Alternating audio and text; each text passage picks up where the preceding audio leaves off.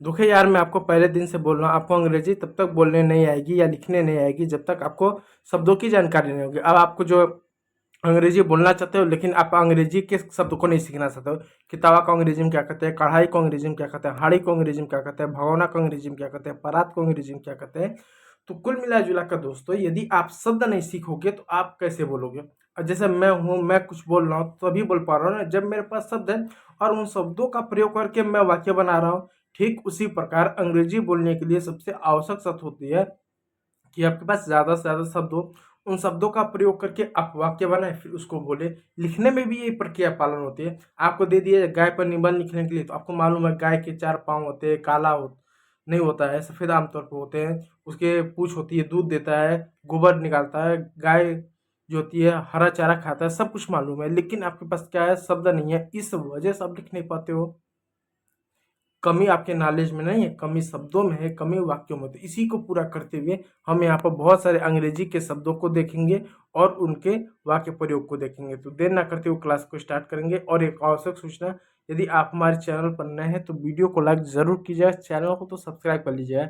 यार मैं कहता हूँ जो एजुकेशन के चैनल है उनको सब्सक्राइब करने में अपना नुकसान नहीं है। ठीक है, बढ़ेगा इंडिया तो ही बढ़ेगा।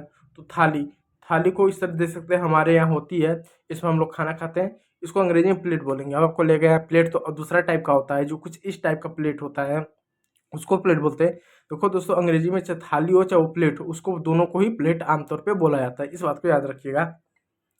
दूसरे नंबर पर आता है कटोरी। कटोरी को अंग्रेजी में बॉल बोलते हैं। बॉल में होता है कटोरी या कटोरा।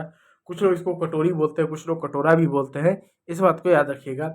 नंबर 2 पे आ रहा है चम्मच। चम्मच को अंग्रेजी में स्पून बोलते हैं। स्पून मिस होता है चम्मच। चलिए ठीक है। काटा, काटा को अंग्रेजी में फोर्क बोलते हो या फॉर्क। फॉर्क मिस होता है काटा। इस तरह से जो आप खाते हो ना काटा, इसको फॉर्क बोलते हैं, जो चाउमीन या नूडल्स मैगी खाने में काम आता है। चाकू, चाकू को अंग्रेजी में नाइफ बोलते हैं। देखिए दोस्तों, बहुत सारे बच्चे कहते हैं इसको का नाइफ क्यों नहीं पढ़ते, के साइलेंट होता है, क्यों क्यों साइलेंट होता है, उसका कारण बताता हूँ। देखिए दोस्तों, जब भी अंग्रेजी में किसी शब्द की शुरुआत के एन से हो, किसे हो, के एन से हो, तो हमेशा के साइलेंट होता है। जैसे नॉलेज ले लो, कनाइफ ले लो, नाइट्स ले लो, आदि शब्दों में जो आता है वहाँ पर के एन आता है, इसलिए के हमेशा साइलेंट, यानी के बाद हमेशा एन आए तो हमेशा के साइलेंट होगा। और ये शब्द की शुरुआत में होना चाहिए, यानी शब्द की शुरुआत में की एन हो, के हमेशा साइलेंट होगा, तो एन से ही उसका उच्चारण करेंगे। जैसे नाइफ हो गया, नॉलेज हो गया, नो हो गया। अगला शब्द है आपका कलछी। हमारे यहाँ इसको लोग कलछुल बोलते हैं, जो दाल बनाने या निकालने के काम आते हैं, जिसको अंग्रेजी में लैंडल, लैंडल बोलते हैं। लैंडल मिस होता है कलछुल या कलछी। अगला शब्द है तवा। तवा को अंग्रेजी में ग्रिडल या पैन बोलते हैं। पैन मिस भी होता है तवा, ग्रिडल मिस भी होता है तवा। हमारे इस तरह का तवा का प्रयोग नहीं होता, अलग टाइप का एक तवा आता है जिसमें ये तो होता ही नहीं है। और इसके बाहर जो है आप ये देख सकते हैं ना, ये चारों ओर बाउंड्री दिख रही है, ये नहीं होता, एकदम सरफेस होता है, थोड़ा सा बीच में थोड़ा गहरा होता है। चलिए, अगला आ गया कढ़ाई। इस तरह से कढ़ाई होती है, शादी ब्याह में इस तरह की कढ़ाई का प्रयोग किया जाता है जो बड़ा होता है। और हमारे घर में तो आमतौर पर स्टील का भी प्रयोग किया है, स्टील की कढ़ाई का प्रयोग किया है, आप लोग के घर में भी होता हुआ है। इस तरह के लोहे की कढ़ाई बड़ी होती है और ब्याहों में आमतौर पर इसका प्रयोग किया जाता है। तो देखिए, कढ़ाई को अंग्रेजी में वर्क या कढ़ाई बोला जाता है, वर्क या कढ़ाई बोला जाता है, इस बात को याद रखिएगा, कढ़ाई। अब आता है हाड़ी। इस तरह से हाड़ी होता है जिसमें कोई चीज़ आप रख सकते हैं, पका सकते हैं। तो जो हाड़ी होता है, इस हाड़ी को अंग्रेजी में पॉट बोलते हैं। पॉट मिस होता है हाड़ी, इस बात को याद रखिएगा। चलिए, अगले नंबर पर आता है भगोना। जो भगोना होता है, इस तरह से भगोना होता है, इसकी ऊंचाई थोड़ी ज़्यादा हो गई तो थोड़ा मान लीजिए ऊंचाई नॉर्मल होती है। भगोना, भगोना को अंग्रेजी में बिग वेसल बोलते हैं। Big vessel, big vessel miss होता है भगोना। फिर आता है परात। यहाँ आप देख सकते हैं परात ऐसा कुछ होता है इस टाइप का, जिसमें आप आटा गूंथते हो या आटा सानते हो, जिसको बोला जाता है mixing ball. Mixing ball miss होता है परात, इस बात को याद रखिएगा। फिर अगले नंबर पर आता है नमकदानी। नमकदानी को अंग्रेजी में साल्ट स्नेकर बोलते हैं। साल्ट स्नेकर मिस होता है नमकदानी। ठीक है। उसके बाद तेल की बोतल। तेल की बोतल को ऑयल बॉटल बोला जाता है। ऑयल बॉटल बोला जाता है। ऑयल बॉटल मिस होता है तेल की बोतल। फिर स्क्रबर आता है। स्क्रबर आता है, स्क्रबर को स्क्रबर भी बोलते हैं, जिसको बर्तन मांजने के लिए आमतौर पर उपयोग किया जाता है। फिर सौंफ आता है। ये तो नहाने वाला साबुन दिख रहा है, लेकिन बर्तन मांजने वाला साबुन को भी, उसको भी साबुन कहेंगे, सौंफ को तो सौंफ ही कहेंगे। फिर आता है पानी का जग। वाटर जग बोला, इस तरह पानी का जग होता है जिसको लोग आमतौर पे वाटर जग बोलते हैं। ठीक है। उसके बाद आता है गिलास। देखिए जो गिलास होता है उसको अंग्रेजी में ग्लास बोलते हैं। ग्लास का मतलब नहीं कि वो कांच का ही होगा, स्टील का भी हो सकता है, प्लास्टिक का भी हो सकता है। बस स्टील का हुआ तो स्टील ग्लास, प्लास्टिक है तो प्लास्टिक ग्लास है तो ग्लास। ठीक है, तो ग्लास इस तरह होता है, लोग आमतौर पर पानी पीने में इसका प्रयोग करते हैं। उसके नंबर 2 पाता है डिब्बा। इस तरह डिब्बा होता है जिसमें लोग चाय पत्ती, चीनी, दाल, अन्य जरूरत की चीजें रखते हैं छोटे बड़े साइज के अनुसार।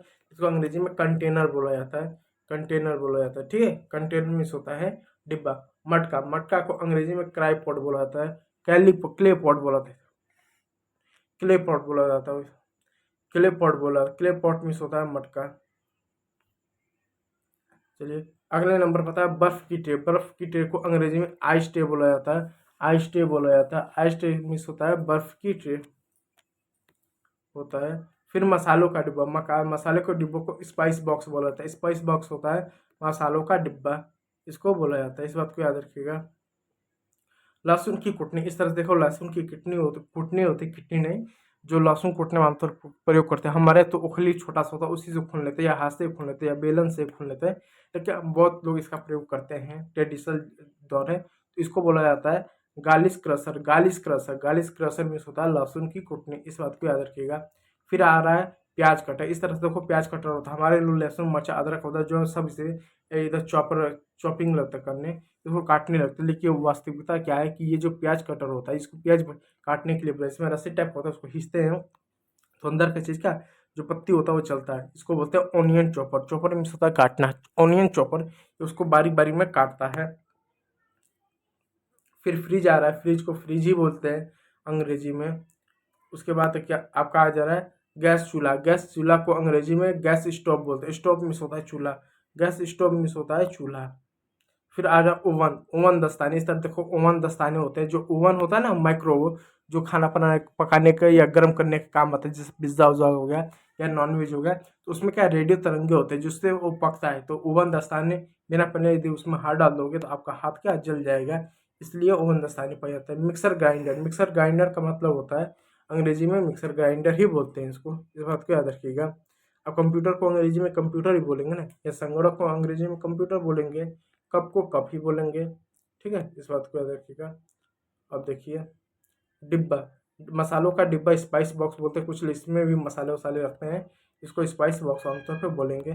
फिर आता है चाय की केतली। अभी भी देखो बहुत सारी दुकान में इस तरह के पुराने टाइप की चाय की केतली का प्रयोग किया जाता है। अब तो थर्माकोल वाला चाय की केतली का लोग प्रयोग करते हैं, ये उसमें ज़्यादा देर तक जो चीज़ गर्म या ठंडा है ज़्यादा देर तक टिकता है, इसमें तो कम समय होता है। लेकिन आज भी ट्रेडिशनल लोग देख सकते हैं, जो पुराने परंपरा के जो लोग हैं आज भी पुरानी दुकान में इस तरह की आपको देखने को मिलेगी चाय की केतली, इसको बोला जाएगा टी केतली।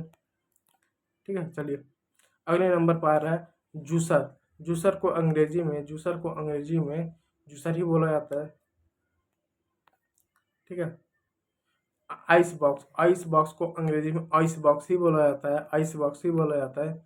चलिए चलनी, चलनी को अंग्रेजी में साइब सिव स्टेनर बोला जाता है, सिव स्टेनर बोला है। सिव स्टेनर मिस होता है चलनी, सिव स्टेनर मिस होता है चलनी। ठीक है, तो चलनी जो होता है जिसको आटा वाटा चालने में काम आता है, इसको सिव या स्टेनर बोलते हैं। दोनों में से कोई भी आप बोल सकते हैं, या तो सिव बोल दो या तो स्टेनर बोल दो। देखो यहाँ पर ई साइलेंट होता है। देखो जब भी किसी भी शब्द के अंत में ई आए तो ई हमेशा साइलेंट होगा। जैसे नेम हो गया, होप हो गया, मेड हो गया। जैसे नेम आप देख लो, नेम हो गया, होप हो गया,